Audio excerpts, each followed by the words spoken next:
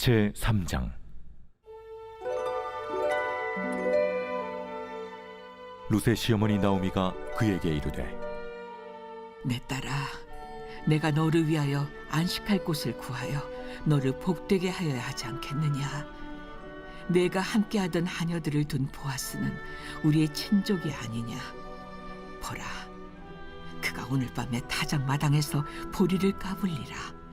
그런즉 너는 목욕하고 기름을 바르고 의복을 입고 타작 마당에 내려가서 그 사람이 먹고 마시기를 다 하기까지는 그에게 보이지 말고, 그가 누울 때 너는 그가 눕는 곳을 알았다가 들어가서 그의 발치 이불을 들고 거기 누우라. 그가 내 할 일을 내게 알게 하리라. 어머니의 말씀대로 내가 다 행하리이다 하니라. 룻은 우연히 보아스의 밭으로 들어갔습니다. 그리고 보아스에게 큰 은혜를 입습니다. 추수를 마칠 때까지 보아스의 밭에서 이삭을 주울 수 있게 된 것입니다. 밭에서 식사 자리에도 껴주었습니다. 먹고 남은 음식을 시어머니 나오미에게 보여주면서 보아스에 대한 이야기를 했습니다. 룻은 7주 동안 성실히 이삭을 주우면서 그의 시어머니를 복양합니다. 그러나 추수 기간이 끝납니다. 양식은 조금 얻었지만 달라진 것은 없습니다. 나오미와 룻은 여전히 막막한 미망인입니다. 미래는 막연합니다. 이런 배경 속에 본문은 나오미가 룻에게 제안하는 내용입니다. 1절입니다. 룻의 시어머니 나오미가 그에게 이르되, 내 딸아, 내가 너를 위하여 안식할 곳을 구하여 너를 복되게 하여야 하지 않겠느냐? 나오미가 룻의 시어머니인 거 3장에 올 때까지 이미 다 알고 있는데 굳이 성경 기자는 룻의 시어머니 나오미라고 합니다. 나오미에게 유일한 남은 신분이 있다면 시어머니 역할입니다. 나오미가 룻에게 하는 말은 시어머니로서 하는 제안입니다. 며느리 룻을 내 딸아라고 합니다. 결코 빈말이 아닐 겁니다. 모압 땅에서 자기 하나만 붙쫓아서 이 낯선 예루살렘까지 왔습니다. 그 낯선 땅에서 7주 동안 성실히 시어머니 봉양하겠다고 아침에 나가 밤늦게 들어오는 그 며느리를 보면 딸 같은 마음이 들기도 할 것 같습니다. 내가 너를 위하여 안식할 곳을 구하여 너를 복되게 하여야 하지 않겠느냐 합니다. 안식할 곳은 원어의 뜻으로 보면은 발바닥이 쉴 공간을 뜻합니다. 노아가 홍수가 났을 때 지면에 물이 얼마나 빠졌는지를 확인하기 위해서 비둘기를 날려 보냈습니다. 비둘기가 발붙일 곳을 찾지 못하자 다시 방주로 돌아옵니다. 여기서 이 발붙일 곳과 나오미가 말하는 안식할 곳이 같은 단어입니다. 룻도 베들레헴 땅으로 오기는 했습니다. 그런데 뿌리 없이 둥둥 떠다니는 신세와 다름이 없습니다. 공동체에 들어와야 합니다. 그래야 발바닥을 편히 하고 쉴 만한 삶이 될 것입니다. 이 말은 남편과 가정을 꾸리는 것을 의미합니다. 남편과 가정만이 룻이 베들레헴 공동체의 일원으로 들어와서 쉴 만한 공간이 됩니다. 2절입니다. 원문의 뜻을 살려서 그런데 마리아를 넣어서 제가 읽겠습니다. 그런데 마리아, 네가 함께하던 하녀들을 둔 보아스는 우리의 친족이 아니냐? 안식할 곳은 남편을 얻는 것을 의미했는데 그 다음 말로 친족된 보아스라는 그 이름을 꺼냅니다. 보아스가 친족이니까 그가 우리의 기업을 물을 수 있고 계대 결혼 가능성이 있기 때문입니다. 계대 결혼이라는 것은 자녀 없이 죽은 형의 아내를 위해서 시동생이나 가까운 친척이 대신 결혼하여서 아이를 낳아주는 겁니다. 그래서 죽은 남자의 이름이 사라지지 않게 하고 혼자 남은 과부의 생계를 책임질 수 있게 되는 것입니다. 하나님의 사랑에서 나온 율법입니다. 기업 물은다는 것 역시 마찬가지입니다. 빚을 너무 많이 져서 노예가 되거나 아니면 땅을 잃을 경우에 가까운 친족이 그 빚을 대신 갚아주고 종의 신분에서 구원해 주는 겁니다. 땅을 원래 주인에게 돌아가게 해서 자유를 얻게 하려는 하나님의 뜻이 담긴 율법입니다. 물론 보아스만 유일한 친족은 아닙니다. 더 가까운 친족이 있는지 나오미가 알고 있었을 겁니다. 그런데 나오미는 룻에게 전해들은 이 보아스에 대한 성품을 보고 또 우연히 보아스의 밭으로 룻을 인도한 하나님의 섭리를 보고 보아스와 결혼이 성사되기를 바란 것 같습니다. 그리고 나서는 중요한 정보를 며느리에게 전달합니다. 2절 후반부에 보라, 그가 오늘 밤에 타작마당에서 보리를 까불리라. 나오미가 어디서 정보를 입수한 것 같습니다. 팔레스타인 같은 고대 농경 사회에서는 이 타작과 곡식 까불기가 1년 농사 가운데 가장 즐겁고 흥겨운 축제입니다. 밭에서 추수가 끝나면 그 모든 이삭들을 단으로 묶어서 타작마당으로 옮깁니다. 이삭을 다 누여놓고 타작을 합니다. 막대기로 쳐서 타작을 하기도 하고 사사기 28장 28절에 보면 동물들이 이 타작거리들을 밟게 하거나 수레바퀴를 굴리기도 합니다. 이렇게 타작을 끝내면 까불기를 합니다. 줄기와 겨와 알곡이 뒤섞인 이 무더기들을 바람에 날리면 겨는 가장 멀리 날아가고 줄기는 중간쯤 떨어지고 알곡은 타작마당에 떨어지게 됩니다. 그러면 이 알곡과 겨를 구분하고 알곡은 타작마당 한켠에 모아둡니다. 이렇게 타작을 하고 나면 이미 밤이 깊어집니다. 그래서 집에 들어가지 않고 같이 일하던 일꾼들이 주인과 함께 그 타작마당에서 잠을 자게 됩니다. 타작을 마쳤으니 흥에 겨워서 술을 나누면서 잔치 분위기였을 겁니다. 한 해의 수확을 다 거두고 타작까지 마치면 밭주인은 그야말로 최고조의 기분이 좋을 겁니다. 이 곡식 베었던 소년들 또 그것을 따라가면서 단을 묶었던 소녀들이 함께 모여서 식사하고 또 술을 마시고 흔쾌한 분위기였을 것은 분명합니다. 만일 이런 상황이라면 타작마당의 밭주인은 웬만한 요청은 들어줄 것이라는 나오미의 계산도 있어 보입니다. 그리고 3절에 룻에게 지시합니다. 그런즉 너는 목욕하고 기름을 바르고 의복을 입고 타작마당에 내려가서 그 사람이 먹고 마시기를 다 하기까지는 그에게 보이지 말고 목욕하고 기름 바르고 의복을 입으라 합니다. 같은 표현이 쓰인 성경 구절이 있습니다. 사무엘하 12장 20절입니다. 다윗이 밧세바와의 관계에서 낳은 아이가 죽을 것 같을 때 이 다윗이 하나님께 부르짖다가 아이가 정작 죽자 애도의 기간을 끝낸다는 의미였습니다. 그러면 룻도 애도의 기간을 끝낸다는 것을 보여주기 위해서 몸을 씻고 기름 바르고 의복을 갈아입은 것으로 볼 수 있습니다.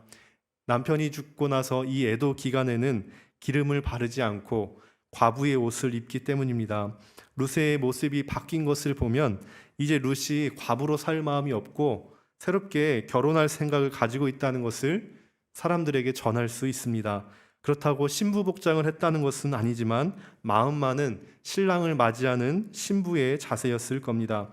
그리고는 보아스가 그 밭에서 먹고 마시기를 다 하기까지는 룻이 왔다는 것을 알리지 말고 숨기라 합니다. 왜 그래야 하는지 이유는 나오지 않지만 보아스가 충분히 먹은 후에 마음이 흡족한 상태까지 기다리라는 것일 수도 있습니다. 또는 보아스를 타작마당에서 몰래 만나는 것을 다른 사람들이 보게 되면 이를 그르칠 수 있기 때문일 가능성도 있습니다.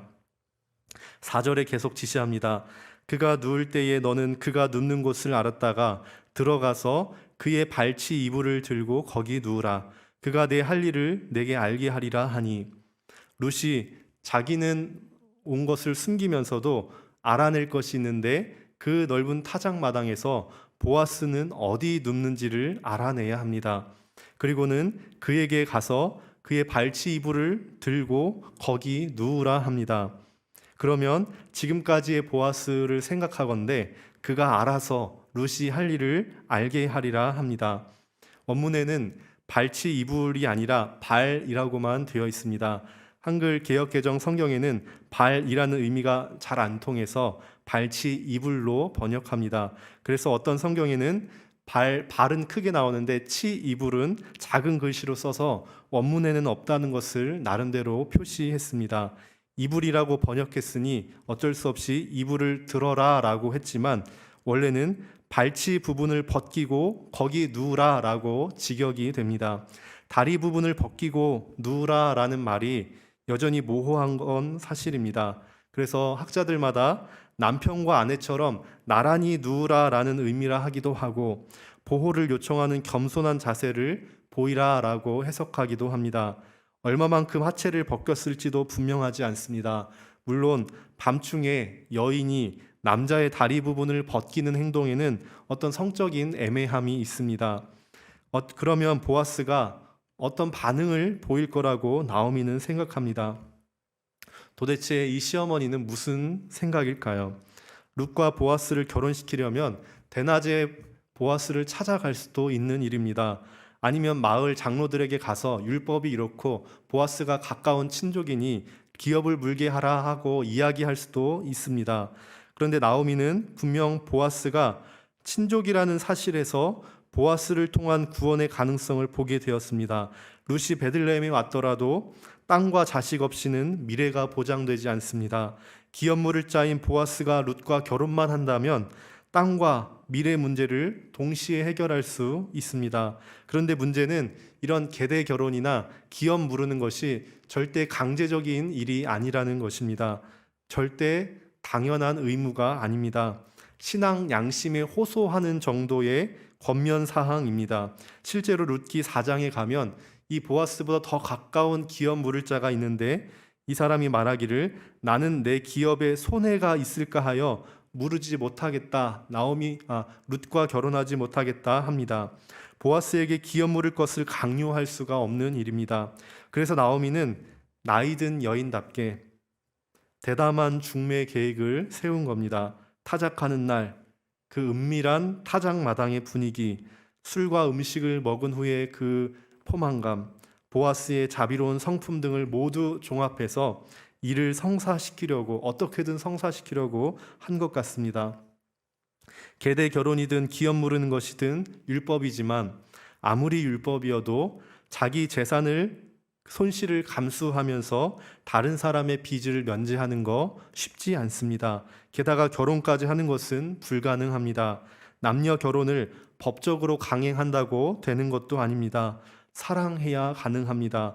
율법을 완성시키는 것은 사랑이 됩니다. 하나님의 말씀이 법이니까 지켜야 한다면 어렵습니다. 하나님을 사랑해야 말씀대로 살 수 있습니다. 이웃을 사랑해야 말씀대로 이웃을 섬길 수 있습니다. 저와 성도님들께서 하나님과 이웃을 위해 사는 모든 행위 속에 이 마음이 담기기를 축복합니다. 사랑을 삶의 동기로 삼으시기를 축복합니다. 5절 룻의 대답입니다. 룻이 시어머니에게 이르되 어머니의 말씀대로 내가 다 행하리이다 하니라.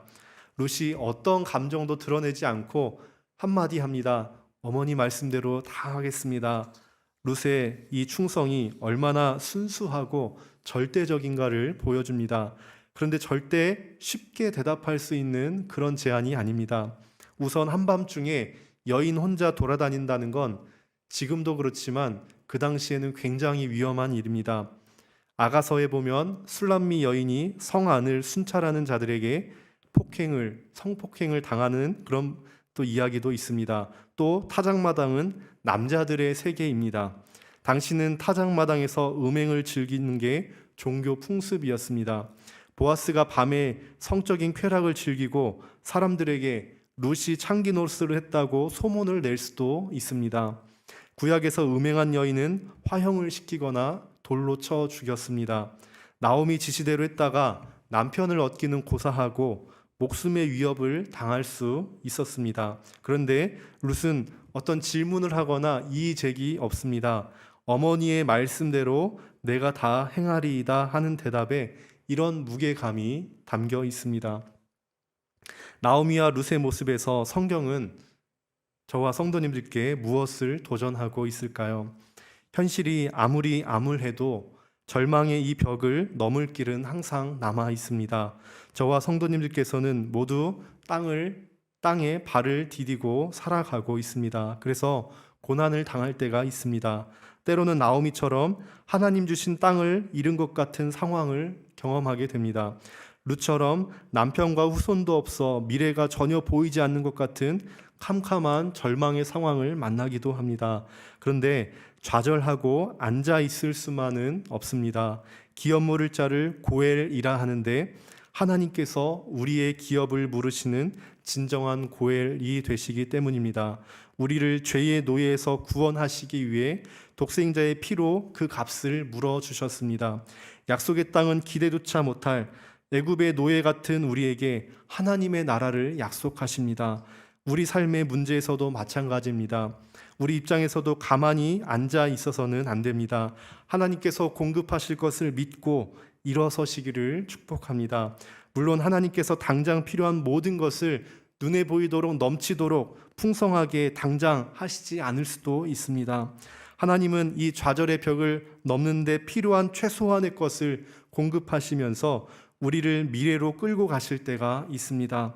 7주 동안 이삭 줍기로 생계를 연명한 나오미와 룻에게 그게 되게 작아 보일 수 있지만 나오미와 룻이 용기를 가질 수 있게 하는 이삭이었습니다.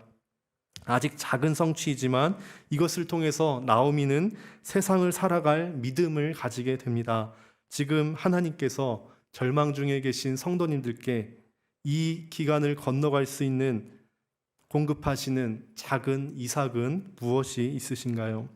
하나님의 약속을 믿고 보아스를 만나기 위해서 때로는 어두운 밤길을 지나서 타작마당으로 내려가는 용기를 내셔야 할지도 모릅니다. 새로운 미래를 만들기 위해서 위험한 세계 타작마당으로 가는 모험도 감수해야 합니다. 어쩌면 목욕하고 기름 바르고 의복을 입는 노력도 필요할 것입니다. 그러나 이런 모든 노력은 단지 요행을 바라는 것이 아닙니다. 이 눈에 아무 증거 아니 배어도 믿음만을 가지고서 늘 걸으며 이 귀에 아무 소리 아니 들려도 하나님의 약속 위에 서리라. 하나님의 약속을 믿고 그 반응으로 인간 편에서 최대한의 노력을 기울이는 겁니다. 이것이 믿음으로 사는 겁니다. 그때 우리의 고엘 되시는 하나님의 도움의 손길을 경험하실 줄 믿습니다. 성도님들과 오늘도 함께 하시는 하나님을 경험하시기를 축복합니다. 기도하겠습니다. 하나님 아버지 감사합니다. 하나님께서 우리의 고엘이 되어주셔서 소망 없는 우리를 위해 독생자 십자가에 달려 죽게 하심으로 그 피값으로 노예되었던 우리를 구원하시고 우리에게 약속의 땅을 주시고 하나님의 자녀 삼아 주시니 감사합니다. 이 땅에서 살아갈 동안 동일한 믿음의 원리로 살아갈 수 있도록 은혜 허락하여 주시옵소서. 오늘도 이 실존 속에 절망을 느끼며 살아가고 수 있는 우리에게 믿음의 눈을 열어주셔서 지금도 공급하시는 하나님의 이삭을 감사하며 또 그것으로 살아갈 힘을 얻으며 공급하실 하나님을 믿음으로 우리가 행할 일을 믿음으로 할 수 있도록 주님 인도하여 주시옵소서. 감사하며 예수님의 이름으로 기도합니다. 아멘. 하늘에 계신 우리 아버지여, 이름이 거룩히 여김을 받으시오며 나라 임하옵시며 뜻이 하늘에서 이룬 것 같이 땅에서도 이루어지이다. 오늘날 우리에게 일용할 양식을 주옵시고 우리가 우리에게 죄 지은 자를 사하여 준 것 같이 우리의 죄를 사하여 주옵시고 우리를 시험에 들게 하지 마옵시고 다만 악에서 구하옵소서. 대개 나라와 권세와 영광이 아버지께 영원히 있사옵나이다. 아멘. 개인적으로 기도하시겠습니다.